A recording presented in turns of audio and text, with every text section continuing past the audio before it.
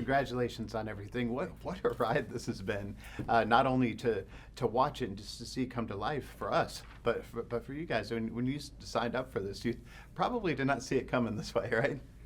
No. The first time we arrived in Weatherford, Texas, to go film on the first day in a small little set, tiny set in Poolville, Texas, with not a lot of people around. Yeah.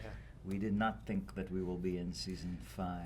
And I think that's part of why the show's been such a success, because we were actually 3 that were on the show from the start. Mm-hmm. And we had that miracle of the fish moment, which was so much fun to film for all of us. Less fun for those of us in the water. It was like freezing cold. But the vibe of the show has stayed the same from that. And so I think that is a huge part of why the show is still a success, because there is that family kind of vibe, that close relationship feel that is both behind the camera and in front of the camera. We try to protect that too, because as it gets bigger and bigger, we know that really at the end of the day, our jobs is to tell this story the best way we possibly can. And for that to be true, we need to be there in a sort of secluded environment with each other and telling that in that intimate way instead of paying too much attention. So events like this, we get to go, oh, I guess people really are enjoying it and seeing it. And then we kind of put our heads under the sand again. Yeah, and it's kind of strange to watch it too, because, of course, there you are in the middle of Texas filming something biblical, and you're going, how is this going to work? And then, you see millions of people, see, and then now billboard in Times Square, then you leave. It's just got to be such a wild thing. But I mean, I guess that is kind of the power of the show and of the message that'll get to people. And so it's got to be pretty touching to hear from people how it's affected them, right?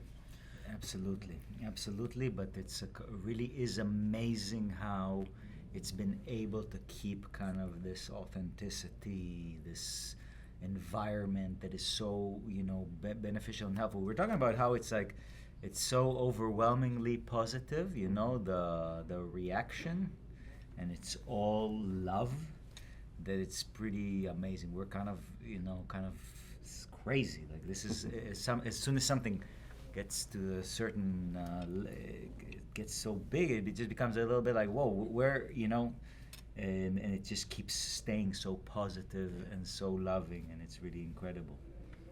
It's also part of the whole journey of the show. Like, we started as a crowd-funded show. Now we're on Prime as our main, that idea, we're about to be in theaters. Yeah. This idea that it started as such a sort of small grassroots thing and has grown is really a testament to the storytelling. It's quite poetic how the show actually starts in season 1 with this, quickly put together group of disciples that eventually leads to this 12, and that's where we are in season 5, where we finish season 4 with Jesus on a donkey and we can see Jerusalem in the distance, and that's kind of painting the picture to what season 5 is.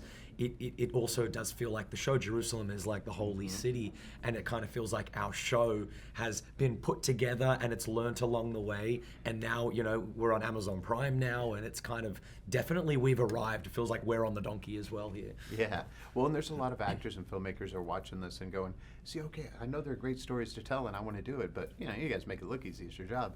But what kind of advice would you give to somebody that wants to follow in your footsteps and do what you do? I would say one thing.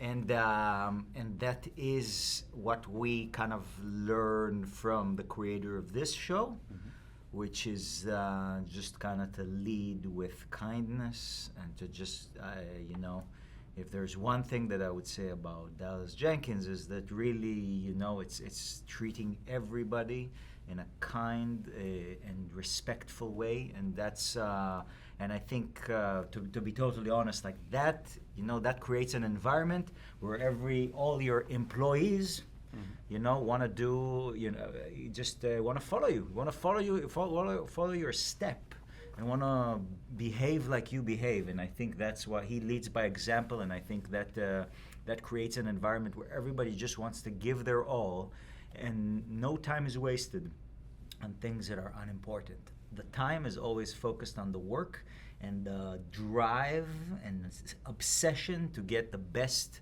that you can out of each scene, out of each moment, out of each day of filming. And I think that is something that's something I will take from this project.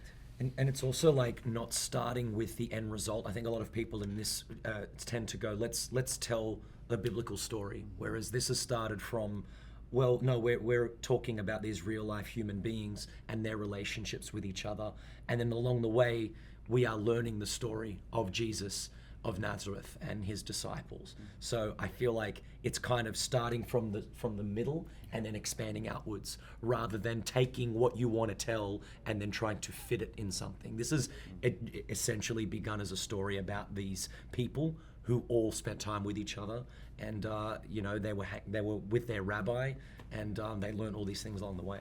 I'd just say quickly that I think that's all super true on set, and I think it's also important as filmmakers, as artists, as actors, that the downtime, it's really important how you manage the downtime, because I think it's really easy for creatives to essentially kind of fall off the cliff, because it is a tumultuous lifestyle. It can be quite chaotic and difficult to deal with that downtime. So for me, it's been really important of like, how do I manage that? How do I stay creative in my own life? And how do I keep my mental health going when it can be, a difficult thing when things are slow and when things are fast. When things are really happening, it's also important to like keep yourself, keep your support system there for you, and make sure you're taking care of yourself. Yeah, well said.